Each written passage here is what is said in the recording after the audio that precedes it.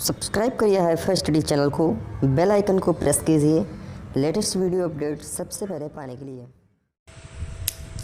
Hello friends, एक बार फिर से आप सभी का बहुत बहुत स्वागत करता हूं आपके अपने चैनल हाईफाई स्टडी पर। दोस्तों, आज की जो वीडियो है वो आप सभी के लिए बेहद इंपॉर्टेंट होने वाली है, क्योंकि आज के इस वीडियो में हम डिस्कस करने वाले हैं आपका जो है, ठीक है, क्या है, तृतीय प्रश्न पत्र है। ठीक है, तृतीय प्रश्न पत्र जो आपका साइंस का होता है उस पर हम बात करेंगे। दोस्तों, बहुत इंपॉर्टेंट टॉपिक है, अच्छे से देखिएगा इसको। और यहाँ पर जितने भी लघु उत्तरीय आपके क्वेश्चन बनते हैं वो सारे के सारे आज हम इस वीडियो में देखने वाले हैं। तो चलिए देखते हैं। यहाँ पर मोस्ट इंपॉर्टेंट क्वेश्चन ये आप सभी के हैं, लघु उत्तरीय क्वेश्चन है, 30 क्वेश्चन है। ये आप लोग देख लोगे तो मैं गारंटी देता हूँ कि आपको लघु उत्तरीय पोर्शन जो आपका है वो तो नहीं फंसेगा, क्योंकि यहाँ पर क्या है कि जो ये है क्वेश्चन है ये प्रीवियस में पूछे गए क्वेश्चन है। ठीक है, इंपॉर्टेंट क्वेश्चन है और रिपीटेड क्वेश्चन भी है, रिपीट किए जाते हैं ये क्वेश्चन बहुत ज़्यादा। तो चलिए देखते हैं। यहाँ पर पहला जो हमारा क्वेश्चन दिया गया है, पहला क्वेश्चन दिया गया है कि पौधों में अनुकूलन का विस्तृत वर्णन कीजिए। तो पौधों में अनुकूलन का विस्तृत वर्णन क्या हो जाएगा, यानी विभिन्न प्रकार के वातावरण में पौधे अपने को जीवित रखने के लिए विभिन्न प्रकार की गतिविधियाँ करते हैं और इसे पौधों का अनुकूलन कहते हैं। और अनुकूलन के आधार पर पौधे निम्न प्रकार के होते हैं। अनुकूलन के आधार पर क्या होता है, पौधे जो होते हैं हमारे वो निम्न प्रकार के होते हैं। पहला होता है हमारा जलोद्भिद। ठीक है, यानी जलोद्भिद यानी पौधे की प्रमुख विशेषताएं इस प्रकार हैं। जलोद्भिद पौधे की जो प्रमुख विशेषताएं हैं वो इस प्रकार हैं। क्या क्या हो जाएगा यहाँ पर कि यह पौधे जल में रहते हैं और इनकी जो पत्तियाँ होती हैं प्रायः कटी फटी होती हैं तथा कमजोर तथा स्पंजी होती है, स्पंज के आकार की होती है, तभी इनकी पत्तियाँ जो हैं वो तैरती रहती हैं। ठीक है, और उसके बाद हमारा हो जाएगा कि जड़ें जो होती हैं इनकी अल्प विकसित होती हैं, यानी इनके जड़ों का विकास कोई काम होता ही नहीं, क्योंकि जड़ें कब विकास करती हैं, जब उन्हें पानी खींचना होता है। ठीक है, यानी वो ये विकास करते हैं जो जड़ें, जैसे आपकी हो गई मूसला जड़ें जो हो जाती है। तो मूसला जड़ें क्यों कारण हो, देखिए जड़ें बड़ी होने का क्या सबसे बड़ा कारण ये होता है कि वो पानी खोज करती धरती के अंदर, बढ़ती हैं, जहाँ पर उनको पानी मिलता जाता है वहाँ पर अवशोषित करती जाती हैं। ठीक है, तो उनका काम होता है कि पानी को अवशोषित करना, इसी वजह से वो पानी की खोज में बढ़ती जाती हैं। लेकिन यहाँ पर क्या होता है, जड़ें जो होती हैं अल्प विकसित क्यों होती हैं, क्योंकि पानी तो उनको जल वहीं पर मिल रहा है, तो विकसित होने का कोई मतलब ही नहीं। ठीक है, तो इस वजह से जो पौधे होते हैं ये अल्प विकसित, इनकी जड़ें जो होती हैं अल्प विकसित होते हैं। और पौधों में पत्तियों का श्लेष्म पाए जाते हैं, जिससे यह जल के प्रभाव से बचे रहते हैं। जैसे हाइड्रिला हो गया, कमल हो गया, सिंघाड़ा हो गया, जलकुंभी हो गया। ठीक है, ये इतने हो गए हमारे पौधे। उसके बाद हमारा आता है मरोद्भिद। ठीक है, मरोद्भिद क्या होते हैं, या पौधे शुष्क वातावरण में पाए जाते हैं, जैसे, और इनमें जड़ें जो होती हैं वो अल्प विकसित होती हैं, तना मोटा गूदेदार होता है और पत्तियाँ नुकीली तथा कांटों में रूपांतरित होती हैं। ठीक है, इनकी जो पत्तियाँ होती हैं वो नुकीली होती है तथा कांटों में रूपांतरित होती है, जैसे नागफनी हो गया, रसकस हो गया और बबूल हो गया। ये होते हैं हमारे मरोद्भिद पौधे। चलिए अगला देख लेते हैं। यहाँ पर अगला हो जाएगा हमारा लवणोद्भिद पौधे। क्या हो जाएगा, तो यह हो जाएगा कि यह पौधे खनिज लवणों की अधिकता वाले स्थानों पर पाए जाते हैं। तना मोटा एवं सरस होता है, पत्तियाँ मोटी तथा चमकीली होती हैं और इनमें श्वसन जड़ें पाई जाती हैं। ये सबसे बड़ा कारण इनका होता है कि श्वसन जड़ें पाई जाती हैं इनमें। जैसे हो जाएगा राइजोफोरा हो जाएगा हमारा ऑप्शन आंसर, जो राइट आंसर इसका जो उत्तर हो जाएगा वो हो जाएगा हमारा राइजोफोरा। अगला हो जाएगा हमारा नागफनी। नागफनी मरुस्थल में जीवित रहता है, कारण स्पष्ट कीजिए। यहाँ पर कारण आपको स्पष्ट करना है कि नागफनी जो है वो क्यों रहता है मरुस्थल में। तो नागफनी मरुस्थल में जीवित रहता है क्योंकि इसमें क्या होता है कि यह जल की कमी वाले मिट्टी में उगता है, सबसे बड़ी बात ये हो गई। उसके बाद हमारा हो जाता है कि पत्तियां कांटों में रूपांतरित हो जाती हैं और जड़ें अधिक विकसित होती हैं, क्योंकि रेगिस्तान में आपको पता है कि जो मरुस्थल होते हैं वहाँ पर क्या होता है कि पानी अधिक मात्रा में नहीं होता, तो उनकी जड़ें जो होती हैं अधिक विकसित होती है पानी के खोज के लिए। और इनका जो तना होता है प्रायः मोटा और गूदेदार और हरा होता है। ठीक है, यहाँ पर गूदेदार क्यों होता है, क्योंकि इनमें ज़्यादातर पानी जो अवशोषित कर लेती हैं और काफ़ी दिनों तक इनका जो पानी होता है वो बना रहता है। अगला हो जाएगा हमारा थर्ड नंबर क्वेश्चन हो जाएगा, निम्न पर टिप्पणी लिखिए। टिप्पणी किस पे लिखना है, मैंग्रोव वनस्पति और जरायुजता पर आपको टिप्पणी लिखना है। तो यहाँ पर देख लेते हैं। सबसे पहले हम मैंग्रोव वनस्पति क्या हो जाएगा, इसमें लवणोद्भिद लक्षणों को प्रदर्शित करते हैं और यह खनिज लवणों की अधिकता वाले स्थानों पर उगते हैं। यह दल तथा समुद्र के किनारे अधिक होते हैं और इन वनस्पतियों के तने मोटे तथा सरल होते हैं और इनमें गैसों के आदान प्रदान के लिए श्वसन मूल पाए जाते हैं। नेक्स्ट क्वेश्चन हमारा जो बनता है, इसी में जो हमारा नेक्स्ट पॉइंट बनता है वो बनता है जरायुजता क्या होती है। यानी जरायुजता लवणोद्भिद पौधों की विशेषता है और इसमें पितृस्थ अंकुरन होता है और इनके बीज जो होते हैं पैतृक पौधों पर ही अंकुरित होते हैं। बीजों का पैतृक पौधों पर अंकुरित होना जरायुस्ता कहलाता है। ठीक है, क्या कहलाता है? जरायुस्ता कहलाता है। नेक्स्ट हमारा पॉइंट हो जाएगा कि निम्न पर टिप्पणी लिखें। परजीवी पौधे और सहजीविता और कीटभक्षी। तो हमारा सबसे पहले हो जाएगा उत्तर में हमारा परजीवी पौधे हो जाएंगे, यानी वे पौधे जो जीवित पौधे से भोजन प्राप्त करते हैं और उनमें रोग उत्पन्न करते हैं, परजीवी पौधे कहलाते हैं। यानी उनमें रोग उत्पन्न करके उनको नष्ट कर देते हैं उनको, या फिर खा लेते हैं, तो इसलिए परजीवी पौधे कहलाते हैं। अगला हो जाएगा हमारा सहजीविता क्या होते हैं, यानी जब दो जीवधारी एक साथ जीवन व्यतीत करते हैं और दोनों को लाभ होता है तो इस संबंध को सहजीविता कहते हैं और ऐसे जीवों को सहजीवी जीव भी कहते हैं। अगला हो जाएगा हमारा कीटभक्षी पौधे क्या होते हैं। कीटभक्षी पौधे होते हैं यानी कीटभक्षी पौधों में पौधे हैं कीटभक्षी पौधे में पौधे हैं जो ऐसे स्थानों पर रुकते हैं जहां नाइट्रोजन की कमी होती है और नाइट्रोजन की कमी को पूर्ण करने के लिए कीटों का भक्षण करते हैं। ठीक है, नाइट्रोजन की पूर्ति के लिए कीटों का भक्षण ही करते हैं। अगला हमारा क्वेश्चन हो जाएगा बीजों के प्रकीर्णन से आप क्या समझते हैं? बीजों के प्रकीर्णन की प्रमुख विधियां क्या हैं? तो बीजों के एक स्थान से दूसरे स्थान तक फैलने की क्रिया को बीजों का प्रकीर्णन कहलाता है। और प्रकीर्णन की विधियां क्या होती हैं, चलिए देख लेते हैं। यहाँ पर पहला हो जाएगा हमारा वायु द्वारा प्रकीर्णन, यानी वायु द्वारा प्रकीर्णन से बीज एक स्थान से दूसरे स्थान पर पहुँचता है। वायु द्वारा प्रकीर्णन कैसे हो? जैसे कोई हमारा फल फटा और हवा तेज चल रही, उसके झोंके में उड़ गया। ठीक है, फूल का बीज जो है वो उड़ गया, उड़ने के बाद दूसरे स्थान पर गिर के वही जम जाता है, तो ये हो जाता है हमारा वायु द्वारा प्रकीर्णन। जैसे चीड़ का बीज। ठीक है, जल द्वारा प्रकीर्णन कैसे होता है? जल द्वारा प्रकीर्णन एक स्थान से दूसरे स्थान तक जल द्वारा जाता है। कैसे जाता है? जैसे कमल हो गया, मान लीजिए कहीं पर है, ठीक है, तो वहाँ से हो गया जलकुंभी हो जाता है इसी में, और आपका नारियल का बीज हो जाता है, क्योंकि नारियल के जैसे कोई भी पौधा है इसमें तो कोई भी हो सकता है पौधा, यानी कि जरूरी नहीं कमल का बीज का प्रकीर्णन हो या फिर नारियल का ही प्रकीर्णन हो। होता कैसे है कि जल द्वारा प्रकीर्णन कैसे होता है कि जल के किनारे कोई अगर पौधा लगा है तो पौधे जो मान लीजिए उसके जो बीज हैं, ठीक है, उसके फल जो हैं वो नदी में गिरते हैं। नदी में गिरने के बाद वो तैरते तैरते एक स्थान से दूसरे स्थान छोटी नहर में आते हैं। छोटी नहर, बड़ी नहर के बाद छोटी नहर, छोटी नहर के बाद जो किसान लोग खेतों में पानी लगाते हैं, उसके बाद जो सिंचाई का कार्य करते हैं उनमें चला जाता है धीरे धीरे बीज, और खेतों में जाके जम जाता है। यानी ऐसा पौधा जो नदी के किनारे जमा था और अपने एरिया में, पर्टिकुलर एरिया में जहाँ पर वो सिंचाई कर रहा वहाँ पर वो पौधा नहीं था और आके अचानक वो जम जाता है, तो इस प्रकार का जो होता है ये किसके कारण होता है? जल द्वारा प्रकीर्णन के कारण होता है। अगला हो जाएगा हमारा पैराशूट प्रकीर्णन। पैराशूट प्रकीर्णन में क्या होता है कि कुछ पौधों के फल झटके के साथ बीजों से बाहर निकलते हैं और इसे पैराशूट प्रक्रिया द्वारा प्रकीर्णन कहते हैं। चलिए अगला हो जाएगा हमारा जंतु द्वारा प्रकीर्णन। जंतु द्वारा प्रकीर्णन होता है कि कुछ पौधे के बीज जंतुओं के शरीर से चिपक कर या अन्य किसी एक स्थान से दूसरे स्थान पर चले जाते हैं, तो इसे जंतुओं द्वारा प्रकीर्णन कहते हैं। ठीक है, उसके बाद हमारा हो जाएगा बीजों के प्रकीर्णन का महत्व बताइए। तो पहला हो जाएगा कि प्रकीर्णन से फलस्वरूप बीजों को अप्रयुक्त आवास प्राप्त हो जाते हैं और जातियों का दूर दूर प्रचार हो जाता है, जिससे जाति नष्ट होने की संभावना दूर हो जाती है और जीवन संघर्ष की संभावनाएं कम हो जाती हैं, क्योंकि पौधे को उपयुक्त वातावरण प्राप्त हो जाता है। ठीक है, ये हो जाएंगे। उसके बाद देखते हैं हमारा जो नेक्स्ट क्वेश्चन दिया गया है 7 नंबर वेरी इंपॉर्टेंट क्वेश्चन है दोस्तों ये। ठीक है, कि निम्न पौधे के बीजों का प्रकीर्णन कैसे होता है। इसमें क्या बताना है? लटजीरा बताना है। लटजीरा एक ऐसा पौधा है जिससे जंतुओं द्वारा भी प्रकीर्णन होता है। क्यों होता है कि लटजीरा जो होता है वो चिपक जाता है शरीर से। ठीक है, किसी भी अगर आप भी जाएंगे तो इस पौधे के आसपास तो वो आपके चिपक जाएगा। अगर इसको छुएंगे तो इसमें कांटे होते हैं, वो चिपक जाता है। ठीक है, उसी तरह से वो जंतुओं के चिपक जाते हैं और जंतुओं के चिपकने के बाद वो एक स्थान से दूसरे स्थान पर चले जाते हैं। चलिए यहाँ पर देख लेते हैं लटजीरा, कमल और नारियल। ठीक है, लटजीरा, कमल और नारियल। सबसे पहले हो जाएगा उत्तर लटजीरा। लटजीरा क्या होता है? अभी मैंने आप सभी को बताया कि जंतुओं द्वारा होता है, तो जंतुओं द्वारा हो गया। कमल किसके द्वारा होता है? जल के द्वारा। और नारियल किसके द्वारा होता है? जल के द्वारा होता है। ठीक है, ये हो जाएगा हमारा। उसके बाद हमारा नेक्स्ट हो जाएगा निम्न पर टिप्पणी लिखे द्विनिषेचन बहुभ्रूणता। तो उत्तर हमारा सबसे पहला हो जाएगा द्विनिषेचन क्या हो जाएगा, यानी आवृत बीजी पौधे। आवृत बीजी पौधे के भ्रूण कोश में एक अंड कोशिका तथा 2 ध्रुवीय केंद्रक पाए जाते हैं और पराग नलिका में 2 नर युग्मक पाए जाते हैं।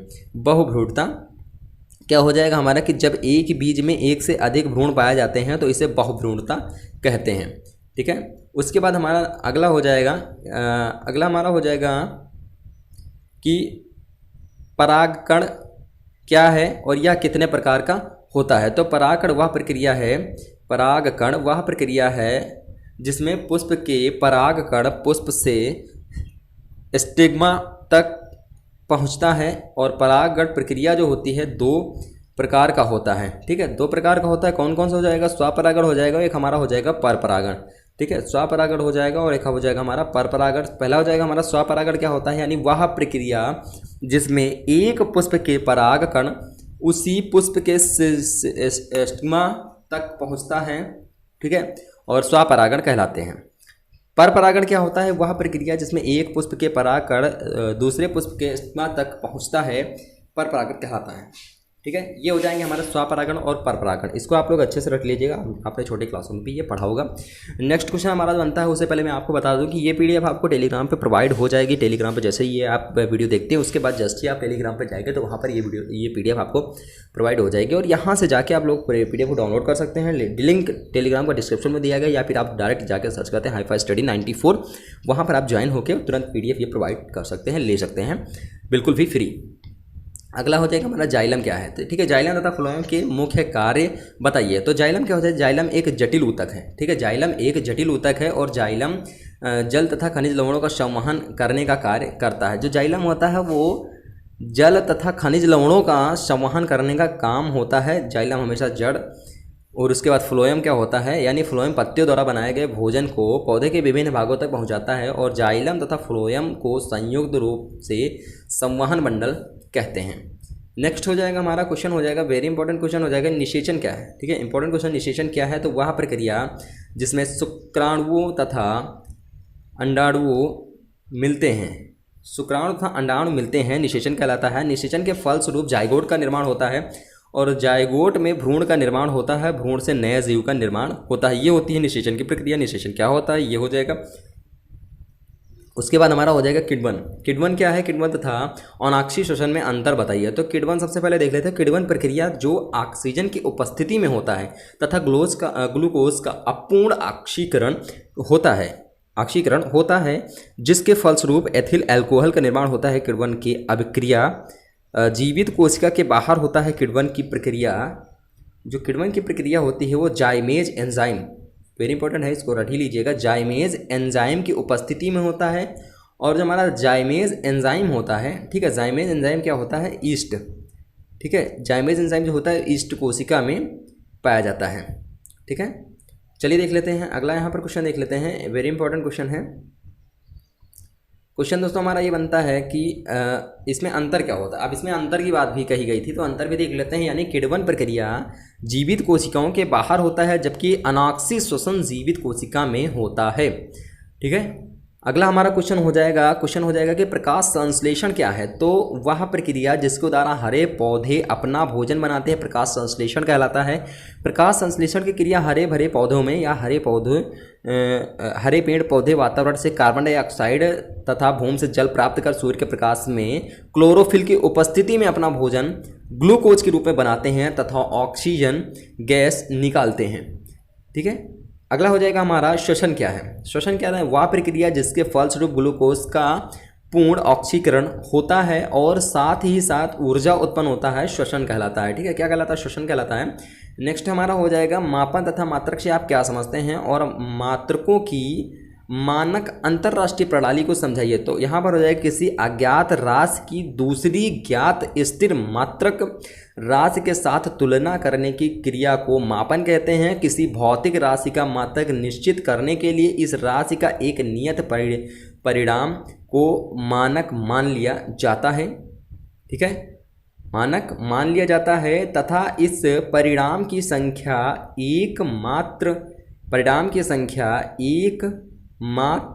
मान एक माना जाता है और इस मानक के नाम को उस राशि का मात्रक कहते हैं। और यहाँ पर हो जाएगा कि मात्रक की मानक अंतर्राष्ट्रीय प्रणाली क्या हो जाएगा? अंतर्राष्ट्रीय प्रणाली में 7 मूल मात्रक तथा 2 पूरक मात्रकों को सम्मिलित किया गया है।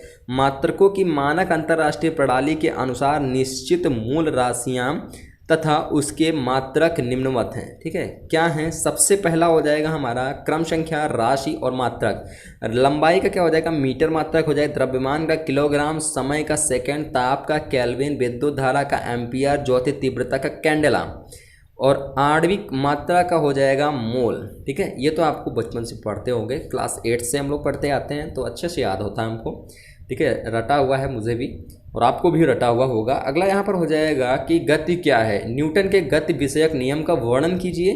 तो समय के साथ वस्तु की स्थिति में परिवर्तन गति कहलाता है। न्यूटन के गति विषयक नियम कौन कौन से हो जाएगा? प्रथम नियम हो जाएगा, यदि कोई वस्तु विरामावस्था में है तो वह विरामावस्था में ही रहेगी, यदि गति अवस्था में है तो गति अवस्था में रहेगी। यानी कोई वस्तु है अगर वो विराम अवस्था में स्थिर है तो उसी अवस्था में रहेगी, और गति में है तो गति में रहेगी, और गति में है तो गति में है तो एक सामान्य गति की अवस्था में ही रहेगी जब तक उस पर कोई बाहरी बल ना लगाया जाए। ठीक है, बाहरी बल ना लगाया जाए। द्वितीय नियम क्या कहता है कि प्रथम नियम के अनुसार किसी वस्तु पर बल लगाने से उसकी गति में परिवर्तन होता है। गति में परिवर्तन से तात्पर्य त्वरण उत्पन्न होने से है, अतः किसी वस्तु पर बल लगाने से उसमें त्वरण उत्पन्न होता है। और इस तरह के संबंध में प्रयोगों द्वारा निम्न तथ्य ज्ञात होते हैं। पहला हो जाएगा, त्वरण लगाए गए बल के अनुक्रमानुपाती होता है। त्वरण पिंड वस्तु के द्रव्यमान के व्युत्क्रमानुपाती होता है। तृतीय नियम क्या हो जाएगा? यानी क्रिया प्रतिक्रिया का नियम है ये। ठीक है, क्रिया प्रतिक्रिया का जो नियम है बहुत ज़्यादा पूछा जाता है, बहुत इंपॉर्टेंट भी है ये। क्या हो जाएगा? जब कोई वस्तु किसी दूसरी वस्तु पर बल लगाती है तो दूसरी वस्तु पहली वस्तु की ओर उतना ही बल विपरीत दिशा में लगाती है, और इस नियम को क्रिया प्रतिक्रिया का नियम कहते हैं। कैसे हो जाएगा? जैसे हम किसी दीवार को धक्का देते हैं, वैसे इम्पॉसिबल है, लेकिन हम किसी दीवार को धक्का देते हैं तो दीवार भी उतना ही वेग लगा के, उतना ही ताकत लगा के, उतनी ही विपरीत दिशा में हमारी ओर भी वो बल लगाती है। ठीक है, इसी को कहते हैं क्रिया प्रतिक्रिया का नियम। उसके बाद हमारा 17 नंबर क्वेश्चन हो जाएगा कि गति किसे कहते हैं? गति के प्रकार बताइए। तो समय के साथ वस्तु की स्थिति में परिवर्तन गति कहलाता है। गति के प्रकार पहला हो जाएगा ऋजुरेखीय गति।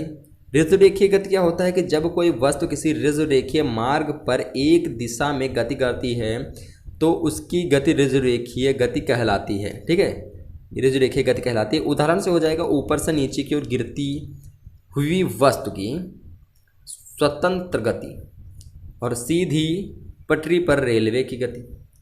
ठीक है, उसके बाद हमारा हो जाएगा वृत्तीय गति क्या होती है। यानी इस प्रकार की गति में वस्तु किसी वृत्त की परिधि से बने मार्ग पर गति करती है। उदाहरण किसी सुई की नोक की गति। तीसरा हो जाएगा दोलन गति क्या होती है। यानी इस प्रकार की गति में वस्तु अपने मार्ग के किसी निश्चित बिंदु के इधर उधर बराबर गति करती है। उदाहरण घड़ी की पेंडुलम की गति और किसी झूले की गति।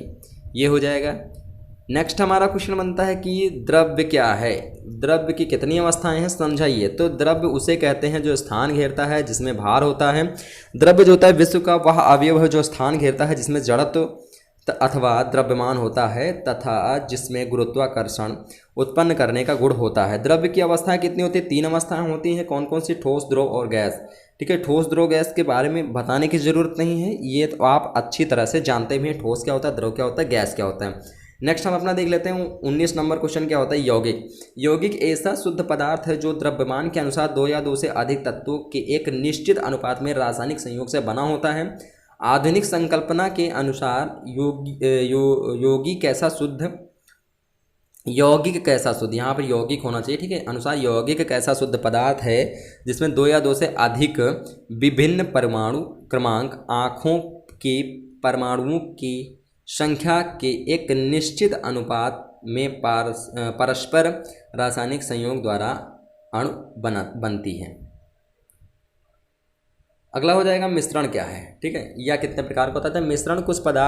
कुछ पदार्थ ऐसे होते हैं जिनमें 2 या 2 से अधिक तत्व योग किसी अनुपात में मिले रहते हैं, और ऐसे पदार्थों को अशुद्ध पदार्थ का मिश्रण कहते हैं। मिश्रण के बनने में अवयवी तत्व तथा यौगिक परस्पर रासायनिक संयोग नहीं करते हैं, और इसमें अवयवी पदार्थों के गुणधर्म सदैव विद्यमान रहते हैं, और मिश्रण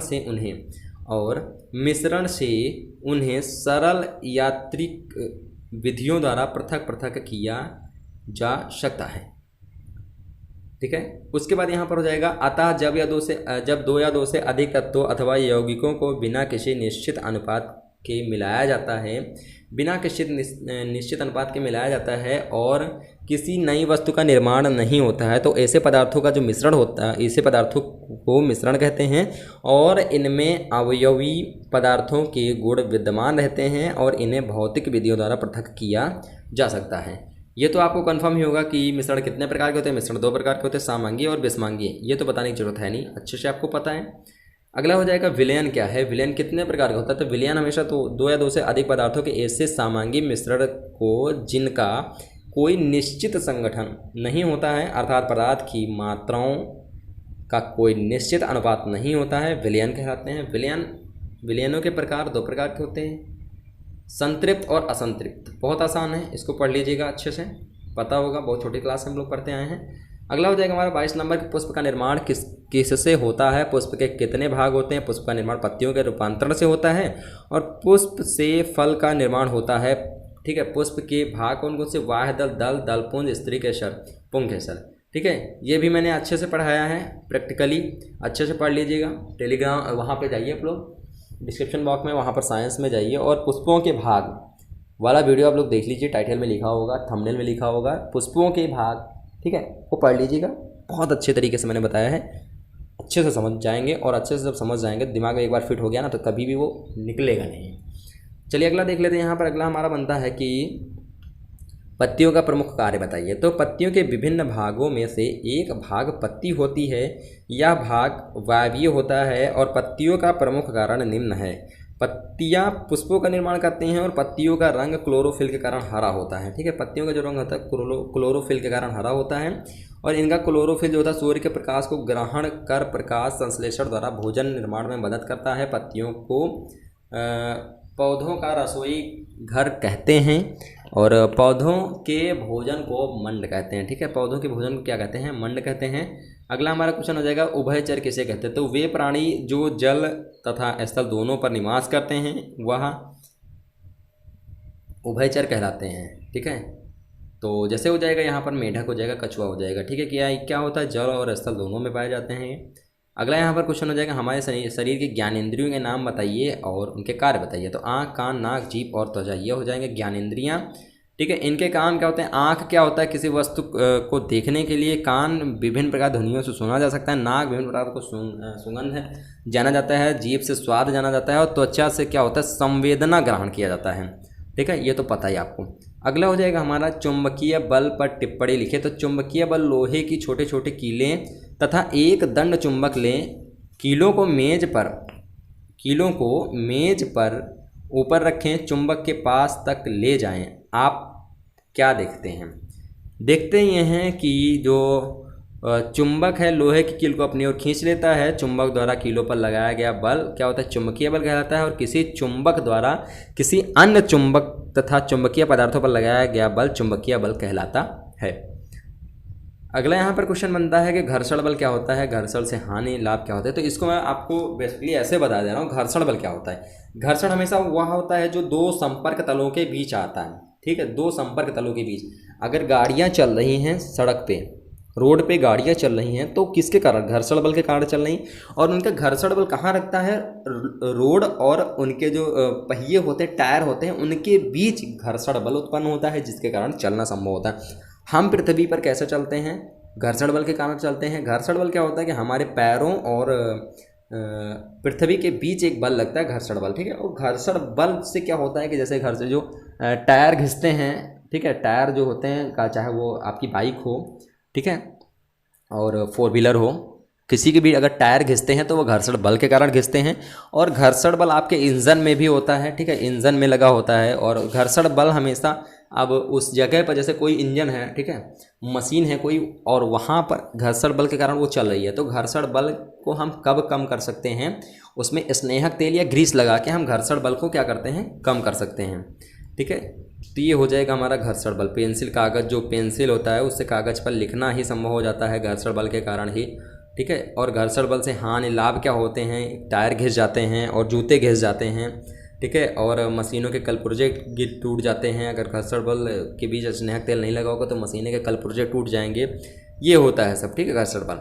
और घर्षण बल कम करने के उपाय मैंने आपको बताया था अभी एक ही वीडियो में, मैंने एक ही पॉइंट में मैंने आपको बता दिया घर्षण बल, बाकी इतना बड़ा है, ठीक है।